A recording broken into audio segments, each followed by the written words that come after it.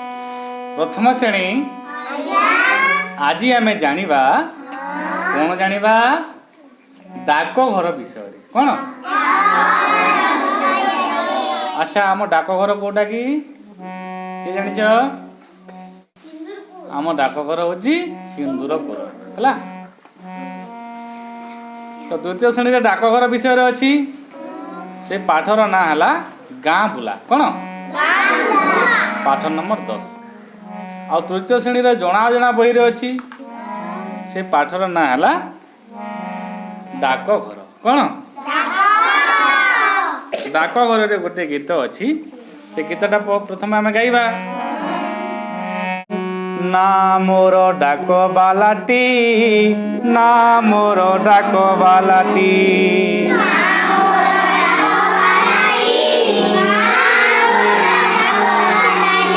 घर घर बुली बांटई चिठी घर घर बुली बांटई चिठी ना मोर डाक बालाटी ना मोर डाक बालाटी।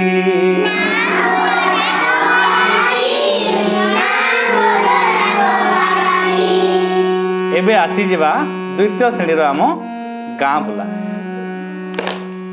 पुरुषोत्तमपुर गाँव रे तिलोत्तमा देवी घर प्रथमाष्टमी 2 दिन थाई तिलोत्तमा देवी तांको झी अनुष्का को धरी बजार बाहरिले।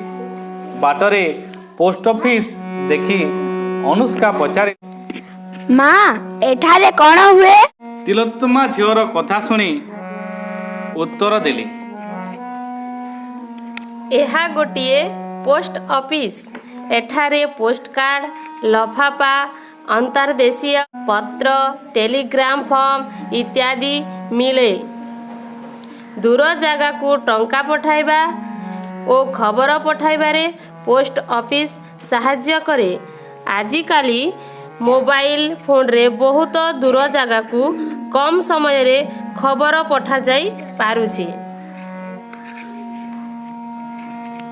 किछि बाट गला परे अनुष्का मस्जिद टीए देखी पचारिला माँ एइटा कौन।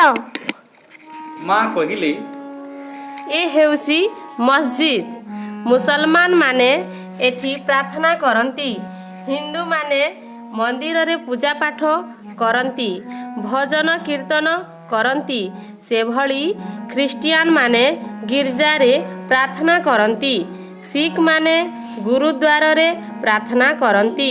मस्जिद मंदिर गिरजा गुरुद्वार गोटे गोटे धर्म अनुष्ठान सबु धर्म समान केही सान बड़ नुहंती। अनुष्का पचारिला माँ आमे पोशाक किनिबा नहीं कि। तिलोत्तमा देवी उत्तर देले हाँ आमे तो आसी बजार पाखरे पहुंची गले।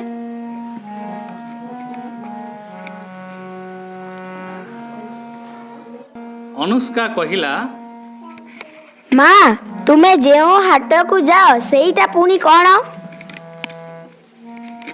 तिलोत्तमा देवी कहिले हाट 7 दिन रे थरे बा 2 थर बसे विभिन्न प्रकारर जिनिस मिले।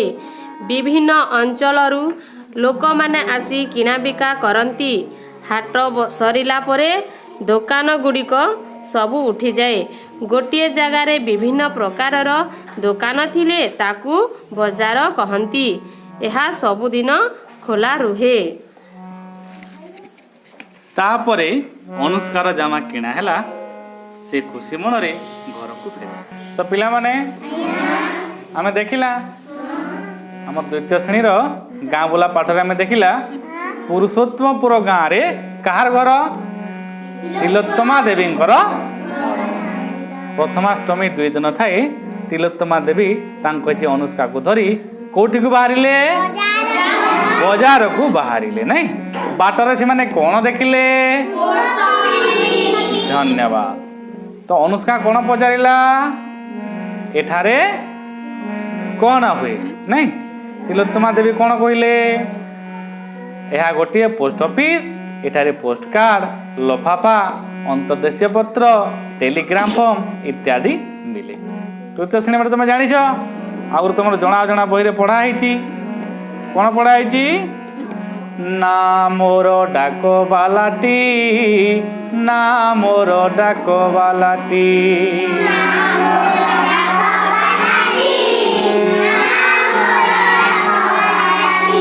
ନା ମୋର ଡାକବାଲାଟି, ନା ମୋର ଡାକବାଲାଟି।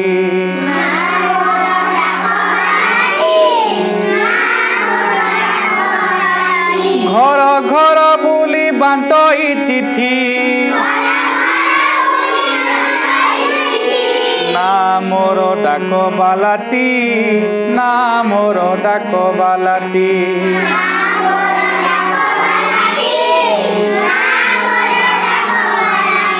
ଦେହରେ ମୋର ଖାକି ପୋଷାକ, କାନ୍ଦେ ଥଳି ମୋର ପର ଭେକ। ସକାଳ ପହରୁ ବୁଲେ ଗାଁ ଗଲି, ସକାଳ ପହରୁ ବୁଲେ ଗାଁ ଗଲି। ବେଲ ବୁଣେ ମୁଁ ଘର ଫେରେଟି, ନା ମୋର ଡାକବାଲାଟି, ନା ମୋର ଡାକବାଲାଟି, ନା ମୋର ଡାକବାଲାଟି। ସରକାରୀ କର୍ମଚାରୀ, ବଡ଼ ବିଶ୍ୱାସୀ ମୁଁ ସବୁରି। ସରକାରୀ କର୍ମଚାରୀ, ବଡ଼ ବିଶ୍ୱାସୀ ମୁଁ ସବୁରି। ଚିଠି ଟଙ୍କା ବା ପାରସଲ, ଚିଠି ଟଙ୍କା ବା ପାରସଲ। ଠିକ୍ କରି ମୁଁ ବାଣ୍ଟି ଦିଏଟି, ନା ମୋର ଡାକବାଲାଟି, ନା ମୋର ଡାକବାଲାଟି, ନା ମୋର ଡାକବାଲାଟି, ନା ମୋର ଡାକବାଲାଟି। ଧନ୍ୟବାଦ। ତ ତୃତୀୟ ଶ୍ରେଣୀ ତମେ ପଢ଼ିଛ। ଦିନ ଦ୍ୱିପହର ବେଳେ ବୁଢ଼ୀଟିଏ ଗାଁ ଦାଣ୍ଡରେ ଚାଲିଥାଏ। ପଛରୁ ଡାକ ଶୁଣିଲା, ଚିଠି ନିଅ, ଚିଠି ଚିଠି। ଗାଁ ଡାକ ପିଅନ ବୁଢ଼ୀ ହାତକୁ ତା ପୁଅ ଚେମା ପାଖରୁ ଆସିଥିବା ଲଫାଫା ଖଣ୍ଡକ ଦେଲା। ତାପରେ ତା ବ୍ୟାଗରୁ କଳା ଡବାଟି ବାହାର କଲା। ବୁଢ଼ୀର ବାଁ ହାତ ବୁଢ଼ା ଆଙ୍ଗୁଠିରୁ ଚିପ ଚିହ୍ନ ନେଇ କାଗଜ ଚିରୁକୁଟି ସହିତ 500 ଟଙ୍କା, ସେ 5ଟି 100 ଟଙ୍କିଆ ନୋଟ୍ ବୁଢ଼ୀକୁ ଦେଇଦେଲା। ଟଙ୍କାକୁ କାନିରେ ବାନ୍ଧି ବୁଢ଼ୀ ଚିଠିକୁ ବହେ ଗେଲ କଲା। ନାକ ସିଧା ଚାଲିଲା ନାରାୟଣ ପାଖକୁ। କାହାର ପାଖକୁ ଗଲା? ନାରାୟଣଟି ପାଠୁଆ ପିଲା, ଭାରି ଭରସା ତା ଉପରେ। ଚିଠି ପଢ଼ି ଚେମାର ଭଲ ଖବର ଶୁଣାଇଲା। କାନିରୁ ଟଙ୍କା ଫିଟେଇ ଚେମା ବୋଉ ନାରାୟଣକୁ ଚୁପଚାପ କହିଲା, ନାରାୟଣ, ଟଙ୍କା ତକ ତୋ ପାଖରେ ଥାଉ, ମୋର ତ ଏକୁଟିଆ ଘର, କେତେବେଳେ କ'ଣ ହେବ। ନାରାୟଣ କହିଲା, 20 ଟଙ୍କା ମୋ ପାଖରେ ରହିବା ଅପେକ୍ଷା ଡାକ ଘରେ ରହିବା ନିରାପଦ। ତା ଛଡ଼ା ଏଥିପାଇଁ ତୁମକୁ ସୁଧ ବି ମିଳିବ। ଚାଲ ମୁଁ ତୁମ ନାଁରେ ସଞ୍ଚୟ ବହିଟିଏ ଖୋଲିଦେବି। ଡାକ ଘରେ ପହଞ୍ଚି ବୁଢ଼ୀ କେତେ କ'ଣ ଦେଖିଲା। ତାପରେ ସଞ୍ଚୟ ବହି ଧରି ନାରାୟଣ ସହ ଘରକୁ ଫେରିଲା। ଆଚ୍ଛା କହିଲ, ବୁଢ଼ୀ ପାଖରେ ତା ପୁଅ ଚେମାର ଚିଠି କିପରି ପହଞ୍ଚିଲା? ପାଟି କରି କୁହ। ହଁ, ଡାକବାଲା ବା ଡାକ ପିଅନ ଆଣିଦେଲା। ବୁଢ଼ୀ ଡାକ ଘରେ କ'ଣ କ'ଣ ଦେଖିଥିବ? ସେ ଯେତେବେଳେ ଡାକ ଘରକୁ ଗଲା, ଡାକ ଘରେ ସେ କ'ଣ କ'ଣ ଦେଖିଥିବ? ଜଣେ ଜଣେ କହ। କ'ଣ? ଲଫାଫା। ଆଉ ଅନ୍ତର୍ଦେଶୀୟ ପତ୍ର। ଆଉ ପୋଷ୍ଟ କାର୍ଡ। ଧନ୍ୟବାଦ।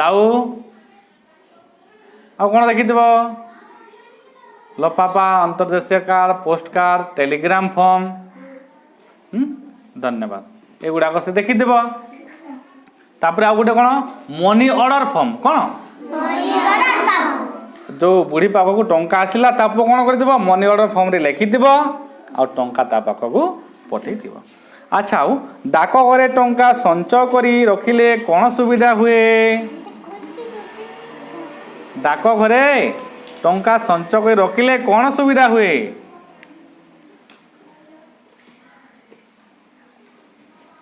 କିଏ ଚୋରି କରିପାରିବେ? ନିଜ ପାଖରେ ରହିଲେ ଘରେ ଚୋରି ହେବ ନା ନାହିଁ? ଚୋରି ହେଇପାରେ, କିନ୍ତୁ ଡାକ ଘରେ ରଖିଦେଲେ ନିରାପଦରେ ରହିବ। ବୁଝିଲ? ପୁଣି ତାକୁ ତାଠାରୁ କ'ଣ ମିଳିବ? ତମକୁ ସେ ଯେଉଁ ପଇସା ରଖିଦେବ କ'ଣ ମିଳିବ? ସୁଧ ମିଳିବ। କ'ଣ ମିଳିବ? ସୁଧ କହିଲେ କ'ଣ ଜାଣିଛ? ମନେକର ତମେ 1000 ଟଙ୍କା ଦେଲ, ଡାକ ଘରେ ଭର୍ତ୍ତି କଲ, 100 ଟଙ୍କାକୁ ଯଦି ତମକୁ ଟଙ୍କାଟେ ମିଳିଲା, ତାହେଲେ 1000 ଟଙ୍କା କେତେ ଟଙ୍କା ମିଳିବ? 10 ଟଙ୍କା ମିଳିବ। ମାସକୁ 10 ଟଙ୍କା ପାଇବ। ଯଦି 2000 ରଖିଲେ କେତେ ମିଳିବ? 20 ଟଙ୍କା ଅଧିକା ମିଳିବ। 5000 ରଖିଲେ 50 ଟଙ୍କା ସୁଧ ତମକୁ ମିଳିବ। ବୁଝିପାରିଲ ସୁଧ କହିଲେ?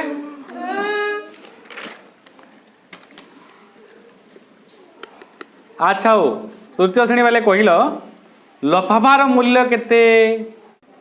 ପାଟି କରି କହ। ହଁ, 5 ଟଙ୍କା। ଆଉ ତା ରଙ୍ଗ କିପରି? ଲଫାଫାର ରଙ୍ଗ କହ। ନୀଳ ନୁହେଁ, ନୁହେଁ, ନୁହେଁ, ନୁହେଁ, ହଳଦିଆ। କ'ଣ? ଆଚ୍ଛା ପିଲାମାନେ, ପୋଷ୍ଟକାର୍ଡ଼ର ଦାମ କେତେ? ସମସ୍ତେ ଜାଣିଛ? 50 ପଇସା। ହେଲା, ଲଫାଫା ଆଉ ପୋଷ୍ଟକାର୍ଡ଼ ଏଇଟା ହେଉଛି ହଳଦିଆ ରଙ୍ଗ। ବୁଝିଲ? ଆଉ ଅନ୍ତର୍ଦେଶୀୟ ପତ୍ର ହେଉଛି ଆକାଶୀ ରଙ୍ଗ।